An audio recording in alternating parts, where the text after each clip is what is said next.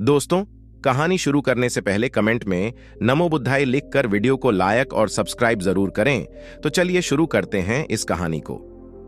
एक बार एक आदमी एक बौद्ध भिक्षु के पास गया और बोला कि मैं अपने शहर का एक व्यापारी हूं।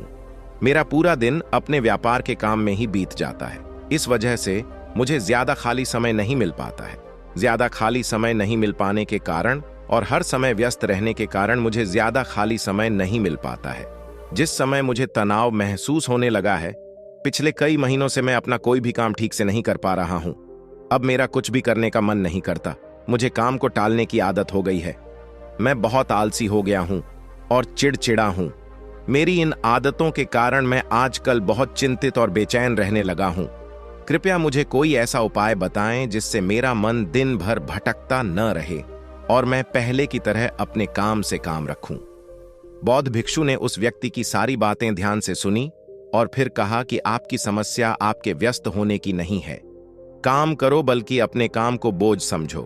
और कोई भी व्यक्ति अपने काम को बोझ तभी समझता है जब वह अपनी वर्तमान नौकरी को नजरअंदाज कर रहा होता है और केवल अपनी भविष्य की नौकरी के बारे में सोचता रहता है और उसके लिए मन में योजनाएं बनाता रहता है कि मैं इस काम को ऐसे ही करूंगा, भविष्य में इसे इतना बड़ा बनाऊंगा।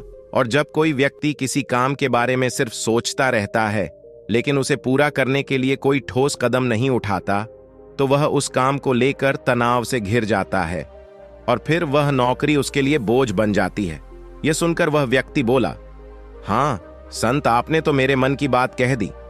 मैं भी पिछले कुछ महीनों से हर रोज अपने काम पर ध्यान देने की बजाय अपने बिजनेस के भविष्य के बारे में सोचता रहता हूं कि कहीं मेरा बिजनेस कम न हो जाए, भविष्य में कोई अन्य व्यापारी मेरे व्यापार क्षेत्र में अतिक्रमण न कर ले।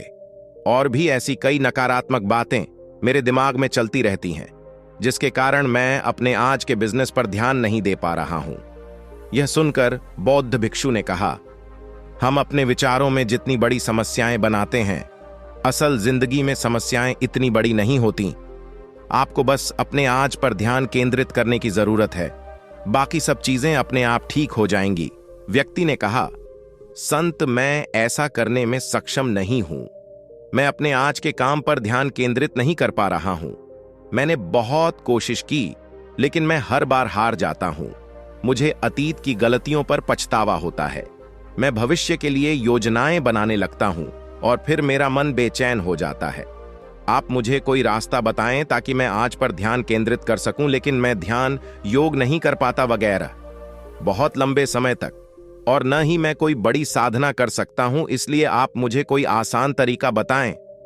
बौद्ध भिक्षु ने कहा, ठीक है, आज मैं आपको ऐसे 10 छोटे छोटे तरीके बताने जा रहा हूं जिन्हें आप अपने दैनिक कार्यों के साथ कर सकते हैं। ये तरीके सुनने में बहुत छोटे लगते हैं, लेकिन अगर आपने पूरी शिद्दत से इनका पालन किया तो कुछ ही दिनों में आपको इनके सकारात्मक परिणाम दिखने लगेंगे और आप कर पाएंगे आपका वर्तमान कार्य और अधिक ध्यान से। व्यक्ति ने कहा, हाँ संत, आप मुझे वो 10 तरीके बताएं, मैं उन पर जरूर अमल करूंगा। ज्यादातर लोग खाते समय खाने पर ध्यान नहीं देते, बल्कि उनका ध्यान बातचीत करने पर होना चाहिए। कोई पुरानी सोच में खोया हुआ है या किसी देखने वाली चीज में खोया हुआ है, जिसके कारण खाना खाते समय भी उनका मन बेचैन रहता है, जबकि हमें खाने की थाली में उसकी खुशबू आती है कि थाली में क्या खाना परोसा गया है, खाना कैसा दिखता है। इन सभी का ध्यान पूर्वक निरीक्षण करना चाहिए और जो भोजन बनाता है और जो उस भोजन को उगाता है, उन्हें मन में धन्यवाद देना चाहिए।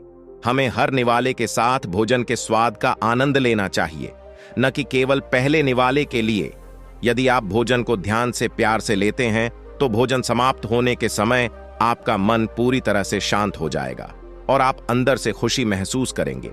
और यही कारण है कि पुराने भारतीय समाज में मौन रहकर भोजन करने की परंपरा रही है, क्योंकि मौन रहकर मन लगाकर भोजन करना भी ध्यान का एक तरीका है। और सिर्फ खाना खाते समय ही नहीं, बल्कि आप रोजमर्रा के काम जैसे चलना, नहाना, साफ सफाई आदि भी ध्यान से करेंगे तो आप पूरे दिन खुशियों और अनंतता से भरे रहेंगे। सांस लेना एक प्राकृतिक और लयबद्ध प्रक्रिया है जो स्वाभाविक रूप से चलती रहती है। जब हम अपनी सांसों पर ध्यान देते हैं तो यह हमें मन से शरीर की ओर ले जाती है। परिणाम स्वरूप हम अपने विचारों के भ्रम, भय और चिंता से मुक्त हो जाते हैं। और इसे आप किसी भी समय कर सकते हैं। बुद्ध द्वारा बताई गई ध्यान की विधि में बताया गया है कि अपनी आने और जाने वाली सांसों पर ध्यान केंद्रित करें। जब भी आप तनावग्रस्त हों या खुद को विचारों में उलझा हुआ पाएं, तो तुरंत अपना ध्यान अपनी आती और जाती सांसों पर केंद्रित करें। कुछ क्षण बाद में आप महसूस करेंगे कि आप शांत हो गए हैं। आपका सारा भ्रम, आपका सारा तनाव दूर हो गया है। और यदि आप लंबे समय तक अपनी सांस रोकते हैं तो ध्यान केंद्रित करने की आदत डालें। इससे सबसे खराब स्थिति में भी आप खुद को शांत रख पाएंगे और अपने वर्तमान कार्यों पर अधिक समय तक ध्यान केंद्रित कर पाएंगे। सांसों पर ध्यान देना हमें याद दिलाता है कि हम कौन हैं। हमें यह एहसास होता है कि हम वह विचार नहीं हैं जो अभी हमारे अंदर चल रहा है, बल्कि हम उससे अलग हैं, हम उससे ऊपर हैं। दोस्तों, सिर्फ अपनी सांसों पर ध्यान देने से बहुत कुछ पता चल सकता है। नए आयाम। हमारे पूर्वजों ने सिर्फ अपनी सांसों को कैसे नियंत्रित किया जाए, इस पर बहुत काम किया।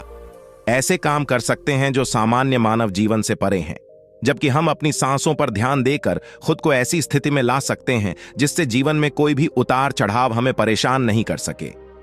हमारे पास 5 इंद्रियां हैं: नाक, त्वचा, जीभ, कान और आंख हमारे शरीर के प्रवेश द्वार हैं। लेकिन जब हम विचारों में खो जाते हैं तब हम अपनी इंद्रियों को महसूस नहीं कर पाते।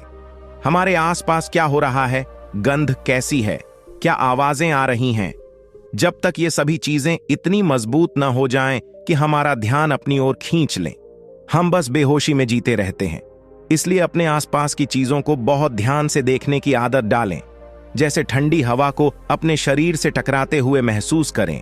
बगीचे में खिलते रंग बिरंगे फूलों को देखें, उसकी सुंदरता को देखें, पक्षियों की आवाज सुनें। कुछ देर के लिए उगते और डूबते सूरज को देखें। ये सभी छोटी छोटी चीजें आपको आपके वर्तमान से जोड़ देंगी।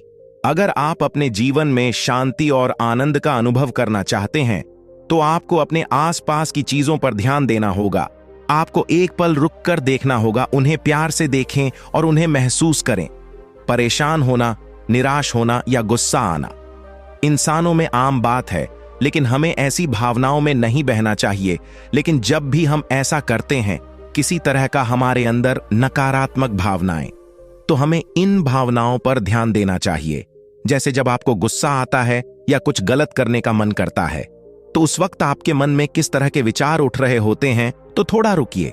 हमारा दिमाग हर समय अनुमान और धारणाएं बनाता रहता है, जो हर बार की तरह सच नहीं होंगी।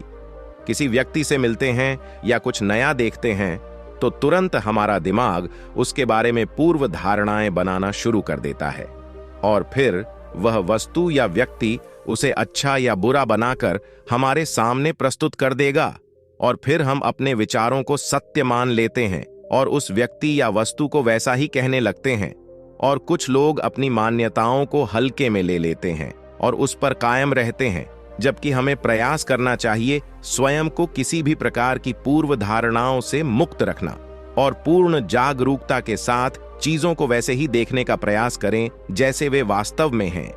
हमें अच्छाई और बुराई का आवरण नहीं ओढ़ना चाहिए। यदि आप पूर्ण साक्षी के साथ वर्तमान में रहते हैं तो बिना किसी पूर्व कल्पना के कुछ भी देखें और सुनें तो यह आपको शांत और तनाव मुक्त रखेगा। ध्यान करने के लिए घंटों बैठने की आवश्यकता नहीं है। दिन भर में 10 मिनट का ध्यान भी जीवन में सकारात्मक प्रभाव डाल सकता है। प्रतिदिन ध्यान करने से हमारे जीवन में नई ऊर्जा, उत्साह, शांति और प्रेरणा आएगी। हम पूरे दिन अंदर से खुश और शांत महसूस करते हैं। रोजाना ध्यान करने से आप स्वाभाविक रूप से वर्तमान क्षण में जीना सीखते हैं। जीवन में खुशी लाने का सबसे आसान तरीका है धन्यवाद नहीं बल्कि आभार व्यक्त करना। केवल वही चीजें हमारे पास होती हैं जो हमें वास्तविक आनंद देती हैं, लेकिन जो हम पाना चाहते हैं हम उसे पाने का रास्ता भी देखना शुरू कर देते हैं, क्योंकि कृतज्ञता से भरा हृदय समस्याओं पर नहीं बल्कि समाधानों पर ध्यान केंद्रित करता है। आपके पास जो कुछ भी है उसके लिए अदृश्य सार्वभौमिक शक्ति को धन्यवाद देने से आपका जीवन जादुई रूप से बदल सकता है। आपको यह सोचना चाहिए कि आप कितने भाग्यशाली हैं कि आपके पास एक निश्चित चीज है। उदाहरण के लिए, आपके पास है एक वंशानुगत व्यवसाय, और हम नहीं जानते कि ऐसे कितने लोग हैं जो आपके जैसा व्यवसाय करना पसंद करेंगे, लेकिन उनके पास नहीं है। इसके अलावा आपको इसके लिए आभारी होना होगा कि आपकी थाली में भोजन है, जबकि दुनिया में लाखों लोग भूख से मरते हैं, साधु ने कहा। बिना यह सोचे कि हमें उससे क्या कहना है या उसे कैसे जवाब देना है, आपको सामने वाले व्यक्ति की बात ध्यान से सुननी चाहिए। आपको सामने वाले से बात करनी है ना कि उसे जवाब देना है। लेकिन जब आप किसी से बात करते हैं तो उसकी भावनाओं को समझने के लिए अपने कानों, दिल और आत्मा से उसकी बात सुनें और समझें। ऐसा करने से उस व्यक्ति के साथ आपका रिश्ता मजबूत होगा, और यह आपके लिए अपना धैर्य और एकाग्रता बढ़ाने का भी एक अभ्यास है।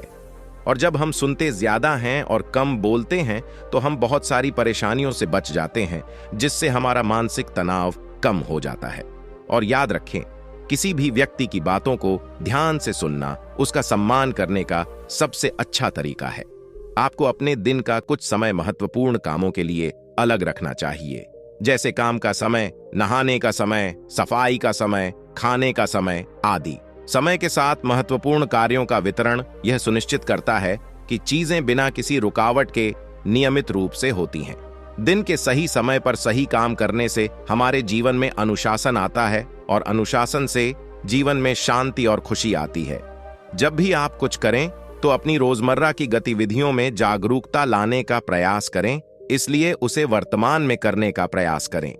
हर बार आपका दिमाग अपने ही ख्यालों में खोया रहता है, लेकिन आपको खुद को वर्तमान में वापस लाना होगा, और आपको इसे हर बार तब तक करना है जब तक यह आपकी आदत न बन जाए। और साथ ही आप यह देखने की कोशिश करें कि उस काम को करते समय आपके अंदर किस तरह के विचार उठ रहे हैं। यह छोटा सा व्यायाम आपको वर्तमान में जीने में मदद करेगा। भिक्षु आगे कहा, शांति और आनंद कोई घटना नहीं है, बल्कि यह एक प्रक्रिया है जो हमारे जीवन के साथ चलती है, अगर हम सचेत होकर जीना सीख लें। इतना कहकर बौद्ध भिक्षु चुप हो गए और व्यापारी उसे धन्यवाद देकर चला गया। दोस्तों, आशा करता हूं कि आपको इस कहानी से बहुत कुछ सीखने को मिला होगा। इस कहानी में बस इतना ही मिलते हैं। अगली कहानी में जब तक अपना ख्याल रखिएगा। धन्यवाद।